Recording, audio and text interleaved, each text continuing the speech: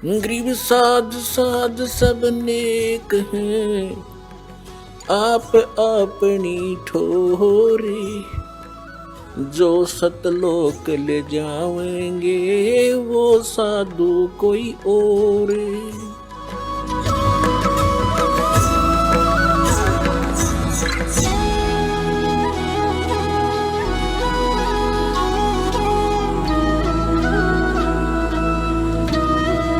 तो उस परमात्मा के पाने का, सतलोक में जाने का, परम शांति प्राप्त करने का केवल एक ओम तत्सत, ये 3 अक्षर का मंत्र है।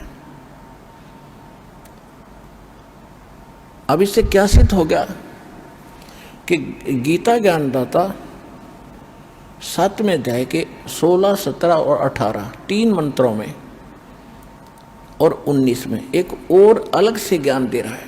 ये कह रहा है कि मेरी भक्ति 4 प्रकार की करते हैं। एक अर्थार्थी, यानी ब्रह्म साधना जो किया करते थे ब्राह्मण लोग, केवल वेदों से ही अनुष्ठान करते थे। चाहे कोई किसी को का संकट निवारण के लिए, आर्त माने संकट, दुखी, संकट निवारण के लिए, और अर्थार्थी धन लाभ प्राप्ति के लिए। जैसे आजकल कोई अन्य मंत्रों से कोई अनुष्ठान करता है, ऐसे नहीं करते थे, वो केवल वेद मंत्रों से ही किया करते थे। और जिज्ञासु वो होता है जो परमात्मा पाने के लिए घर से निकला, वैराग्य हो गया, संन्यास ले लिया, जैसे भी उसने गुरु मिले उनसे ज्ञान ग्रहण करके वो वक्ता बन गया और दुनिया में प्रसिद्ध हो गया उस खिचड़ी ज्ञान से। ये महर्षि दानंद कैसे न कक्का पता नहीं था, महर्षि पाक के। तो ये जिज्ञासु था, घर से निकला था परमात्मा के लिए, आगे वो नकली गुरु मिले इनको, उन्होंने जो उसमें भर दिया उसने आगे वो बच फैला दिया। तो ये कहता तीसरे जो जिज्ञासु, अर्थार्थी और जिज्ञासु, ये रिजेक्ट कर दिया कि नहीं ये भक्त नहीं है। चौथा ज्ञानी बताया है कि ज्ञानी मुझे अच्छा लगता है, ज्ञानी को मैं अच्छा लगता हूँ। ज्ञानी किसे कहते हैं? ज्ञानी उसको कहते हैं कि जिसको ये ज्ञान हुआ कि मनुष्य जीवन बार बार नहीं मिलेगा, और मनुष्य जीवन प्राप्त करके यदि परमात्मा प्राप्ति नहीं होती इस जीवन का कोई यूज नहीं। नंबर 1। नंबर 2, एक तो मनुष्य जीवन बार बार नहीं मिलेगा, दूसरा मनुष्य जीवन प्राप्त करके यानी मोक्ष नहीं हुआ तो इसका कोई फायदा नहीं इस मिट्टी का। तीसरा, उनको ये ज्ञान हुआ कि इन देवी देवताओं की भक्ति से मोक्ष नहीं होगा, एक पूर्ण परमात्मा की भक्ति से ही मोक्ष होगा। तो वो इस कारण से उन्होंने अन्य देवताओं की पूजा नहीं की, वो केवल ब्रह्म साधना करने लगे।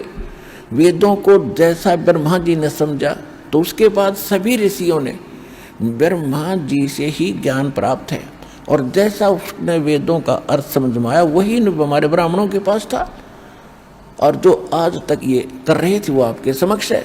ये केवल जो ब्रह्म के साधक थे वो केवल ओम जाप करते थे और कुछ नहीं। इन ब्राह्मणों को ये समझ में नहीं आया कि ये तो और भी बता रहा है कि वो परमात्मा कोई और है, उसकी जानकारी कोई संत रखता है, तत्वदर्शी संत रखता है, और वो ज्ञान वो है जो भगवान खुद आकर अपने मुख कमल से बताता है।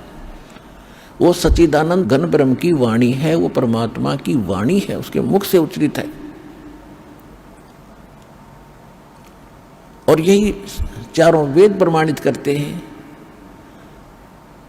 आपको बहुत बार सुनाया है, बताया है कि ऋग्वेद मंडल नंबर 9 सूक्त 86 मंत्र 26 और 27 में, ऋग्वेद मंडल नंबर 9 सूक्त 82 मंत्र 1, 2, 3 में, ऋग्वेद मंडल नंबर 9 सूक्त 20 मंत्र 1 में, ऋग्वेद मंडल नंबर 9 सूक्त 1 मंत्र 9 में, ऋग्वेद मंडल नंबर 9 सूक्त 54 मंत्र 3 में, ऋग्वेद मंडल नंबर 9 सूक्त 96 यानी 96 के मंत्र 16 से लेकर 20 तक, ऋग्वेद मंडल नंबर 9 सूक्त 94 मंत्र 1 में, ऋग्वेद मंडल नंबर 9 सूक्त 95 के मंत्र 2 में।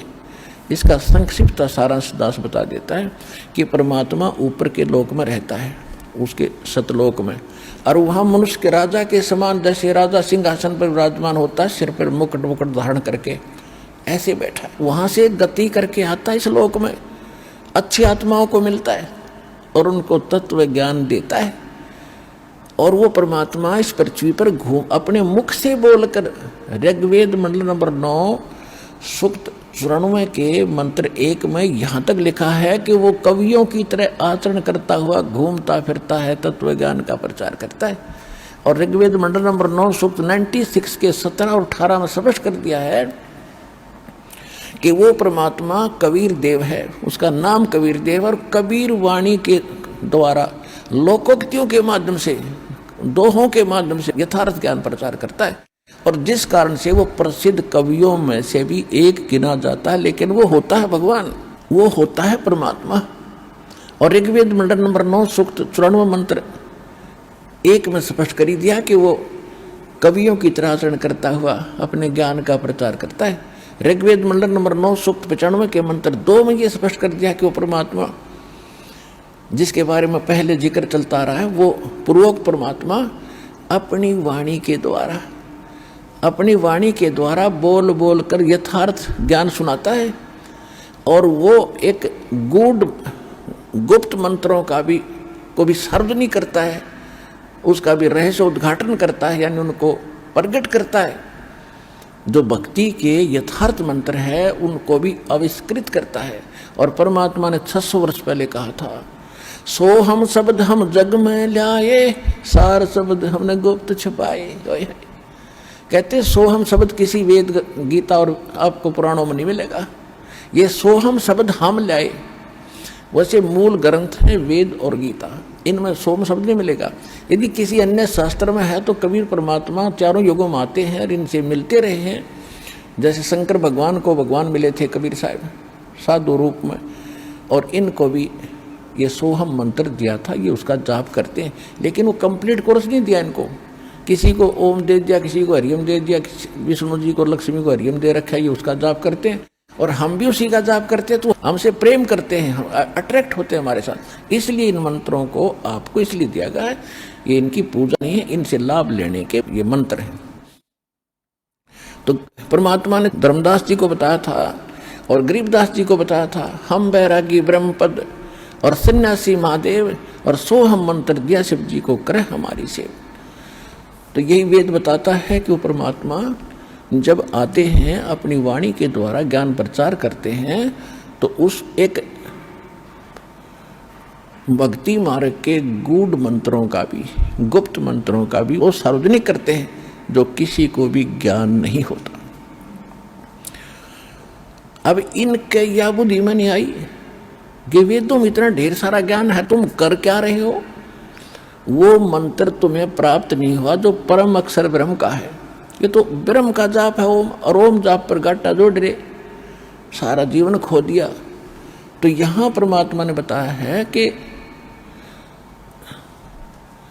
गुरु बिन काहुन पाया ज्ञान, जो थोथा भूछड़ मूड किसाना। गुरु बिन वेद पढ़े जो प्राणी, समझे न सार रहे अज्ञानी। इससे सब सिद्ध है कि ये अज्ञानी थे, जितने भी ब्राह्मण, ब्रह्मा जी से लेकर विष्णु और शिव जी तक, और नीचे का तो गिनती क्या, इनको वेद ज्ञान भी नहीं था। उसमें किसकी भक्ति बता रखी है? स्वयं परमात्मा ने आकर ये ज्ञान दिया है, और यह इस दास के ऊपर प्रजा की है। क्योंकि जिन महापुरुषों को परमात्मा मिले थे, अच्छी आत्माओं को, उनको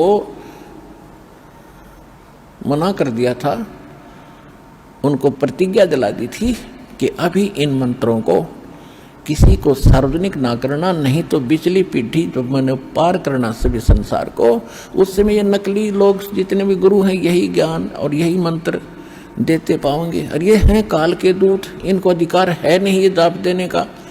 तो अनधिकारी जो पासपोर्ट बना हुआ या कोई ड्राइविंग लाइसेंस बना हुआ है, चालक प्रमाण पत्र, वो कामयाब नहीं होता समय पर, और लगता एक जैसा ही है। तो परमात्मा ने इसलिए आंख में चौनी करके इस समय तक इस ज्ञान और इस समाधान को गुप्त रखना था, और अब सार्वजनिक करने का आदेश दास को हो चुका है, अब ये कर रहा है, और तो आप समझ रहे हो, आपका कल्याण हो जाएगा।